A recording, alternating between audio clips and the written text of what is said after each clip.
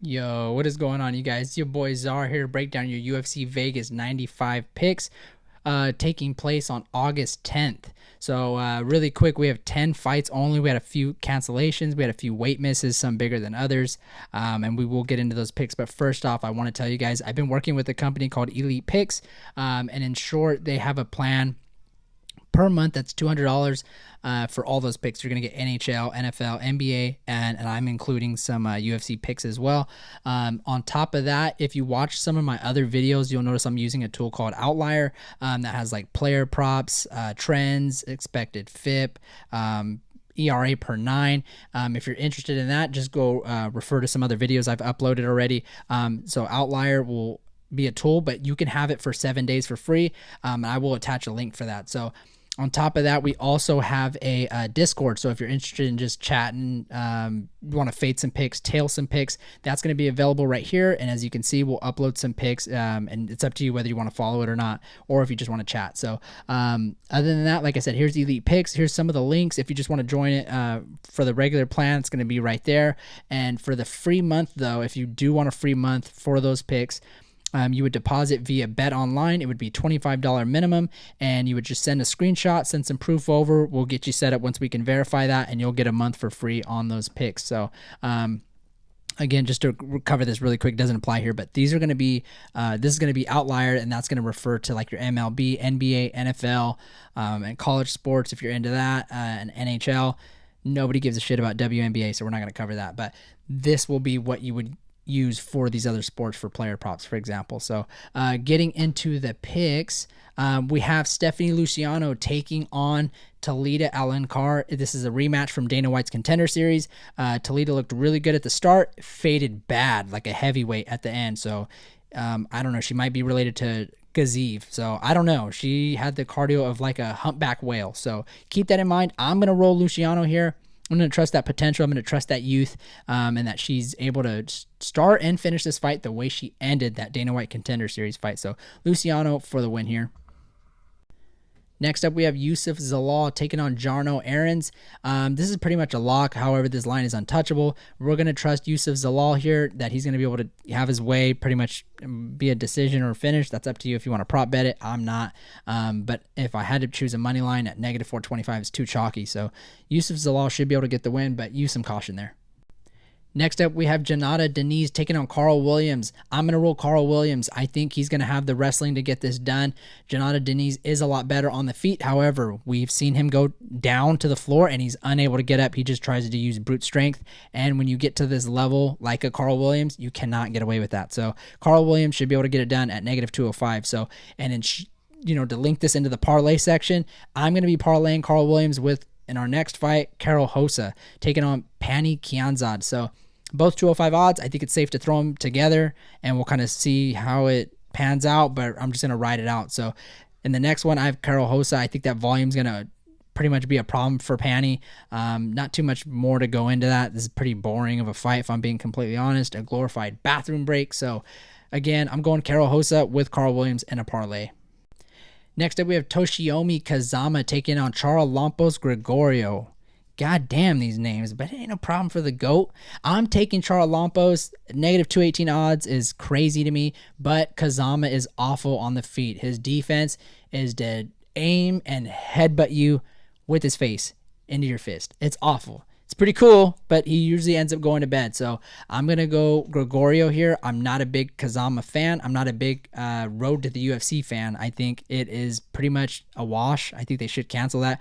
I think it's crazy that they were willing to cancel the Ultimate Fighter, but not Road to UFC. So not a big fan. Kazama should get cut after this, in my opinion. Next up, we have Yana Santos taking on Chelsea Chandler.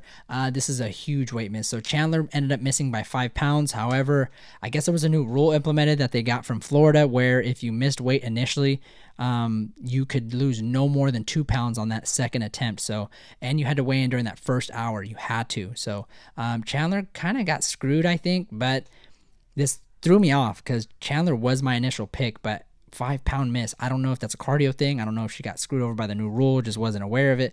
But I'm going to stick with Chandler. 209, Nick Diaz Army. Let's go. War. Yana Santos should retire after this.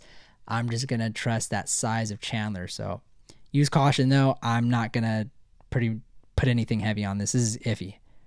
Next up, we have Chris Gutierrez taking on Quang Lee. I'm going to roll Gutierrez. He did have an original bout with Basharat. Basharat pulls out due to injury, and now we have a late-minute replacement in Quang Lee, who was supposed to be on Dana White's Contender Series. So he takes this fight. I'm sure they guaranteed him a fight after this. But again, we're going to trust Gutierrez here. He is not at he is not at plus 200 odds. I believe he's at negative 450. So untouchable, not even a parlay piece. We're just going to predict that Gutierrez gets a dub here. Next up, we have Danny Barlow taking on Nikolay Varetnikov.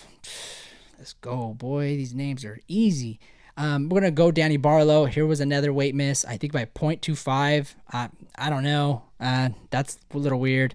But Danny Barlow, it's not a big deal for me. So Danny Barlow should be able to get a knockout within a round and a half, in my opinion. So Danny Barlow for the win. I don't know. We'll see what we do with that line. This might be a prop bet for me, but I will let you know on Twitter. But again, we're going to roll Danny Barlow. All right, guys. So next up, we have Damon Jackson taking on Chepe Mariscal in the co-main event. So again, I wore these shades for good luck because last week was a disaster. So hopefully I'm not shooting myself in the foot here, but fuck it. I'm rolling Damon Jackson. I believe in him. I believe in his brother. Let's go. I think Chepe is very well rounded, but I think his best quality could be a problem in this fight. So typically he's a dog. He's never going to give up. He's always going to fight for you and your money. So the problem is he's not quick. He's not super strong. He doesn't have power in his hands, and he's not a great wrestler. He just dogs his way through fights, and it can be a bit controversial, like in that Charrier fight. So I don't know. I don't really trust him. And again, even referencing Chepe versus Jack Jenkins, he was losing that first round until that injury happened, and then he ended up winning due to that. So I'm rolling Damon Jackson. I have to trust him here that he's going to be able to grapple. I prefer for it not to be on the feet, but again, Chepe is not a problem on the feet in my opinion. So I'm going to roll Damon Jackson. He's going to be at nearly plus 200 odds. I got to take that. I have to. So Damon Jackson's going to be the pick in the co-main event. In the main event, we have Marcin Tybura taking on Sergey Spivak. A little iffy. Spivak faced Tybura back in 2020, so this is a rematch. However, Spivak has grown into his body.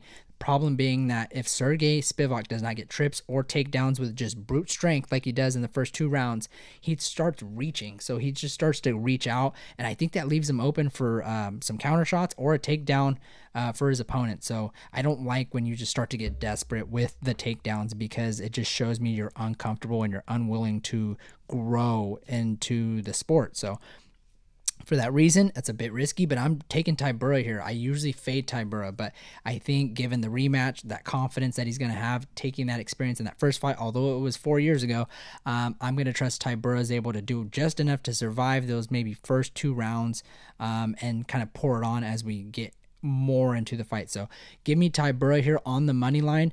And like I said, guys, good luck. Be careful. This is an iffy card. Like, comment, share the video, shoot me a follow, subscribe. It all helps out a ton. So I will see you guys probably tomorrow, since I'm going to probably do some MLB picks, and next week for sure for UFC. So I will see you guys next time. Thank you.